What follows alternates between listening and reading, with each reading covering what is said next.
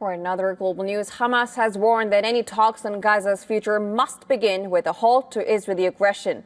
And this comes as U.S. President Donald Trump's newly formed Board of Peace met in Washington to chalk out a roadmap for the besieged enclave's future.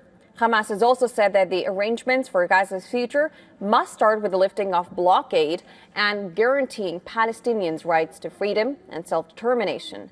According to Hamas spokesperson Hazem Qassem, the group is open to international peacekeeping forces in Gaza, but only under strict conditions. He said Hamas wants the international peacekeeping forces that monitor the ceasefire to ensure its implementation and act as a buffer between Israel's army and the people of Gaza without interfering in the territory's internal affairs.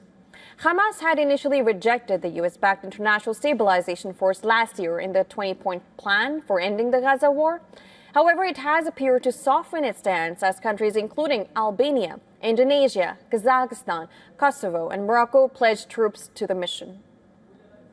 Hamas's stand comes as the meeting of the Board of Peace on Thursday saw several countries pledging $7 billion for relief efforts, personnel for rebuilding Gaza, while it came after more than 4 months into the fragile ceasefire between Israel and Hamas. The meeting did not offer a timeline for Hamas to lay down its weapons or for Israel to withdraw its forces.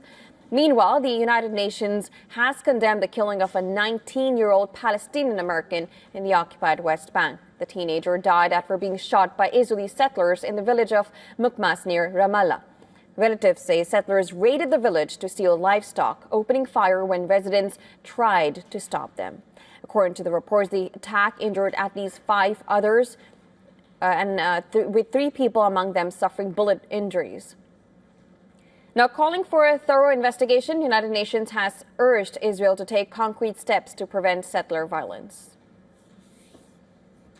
That the Secretary General condemns the killing of Nasrallah Abu Sayyam, a 19-year-old dual Palestinian-American citizen who was shot and beaten in an attack by Israeli settlers in the village of Mukmas in the occupied West Bank. And he urges the government of Israel to take concrete steps to halt and prevent all acts of violence by Israeli settlers against Palestinian population, and that would be following their obligations as the occupying power.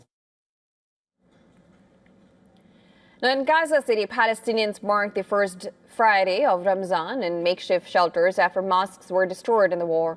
Worshippers prayed in schoolyards and half-ruined buildings, reflecting the hardship of life under displacement.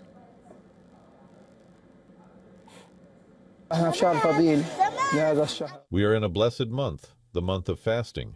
Previously there were mosques, but today all the mosques have been bombed. We pray in a schoolyard, which is sheltering displaced people. The suffering is immense, and the situation people are living in is extremely dire. They are struggling with food, water, tents, clothing, and shelter. All of it is severe hardship.